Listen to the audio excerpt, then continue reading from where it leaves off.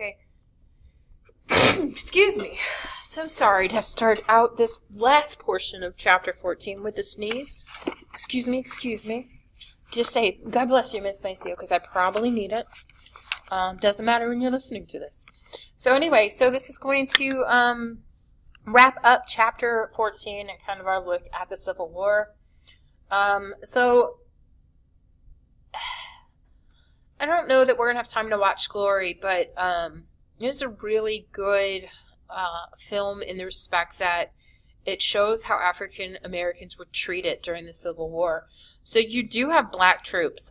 Northern whites are initially offended by blacks fighting for the Union.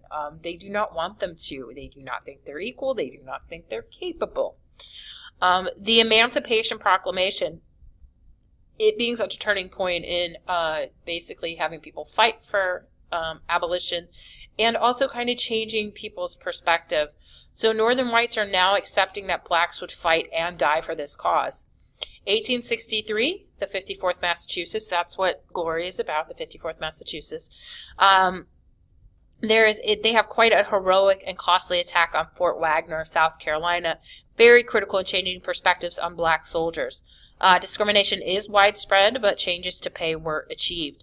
So again, that film is there's a scene where they're getting paid and they find out they're getting paid less, and so they refuse to accept the payment because they feel like they're doing equal jobs, so they should get equal pay. And then the end of the film is going to end with that storming of Fort Wagner in South Carolina. All right, General Ulysses S. Grant, March of 1864, he's going to implement President Lincoln's new strategy. He focuses not just on the battles, but on mobilization against Southern society, so basically disruption. And he will cause a lot of damage in the South.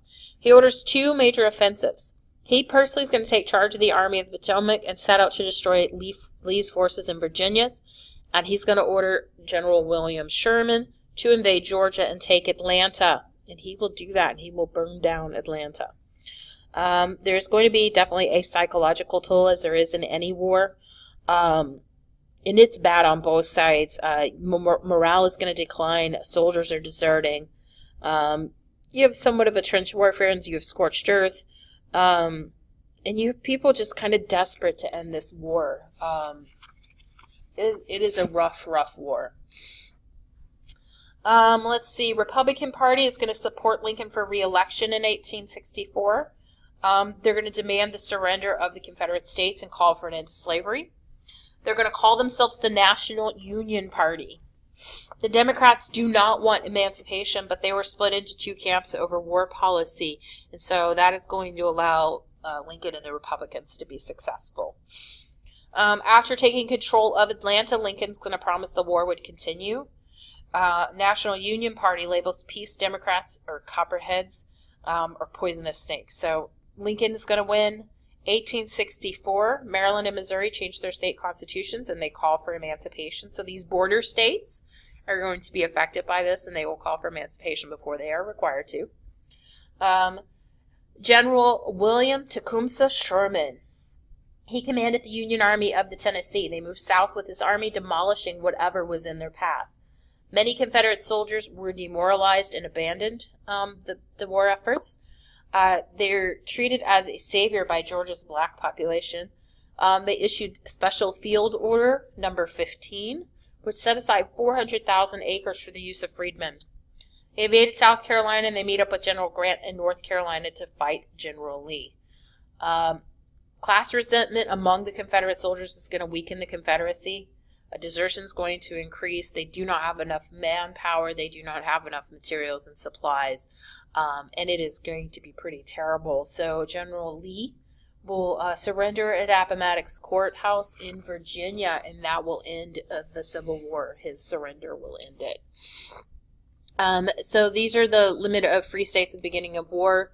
So you can see the above there.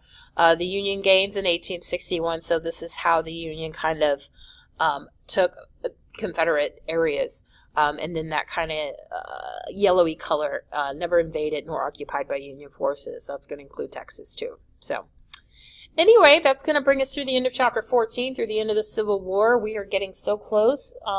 you should be able to taste it at this point.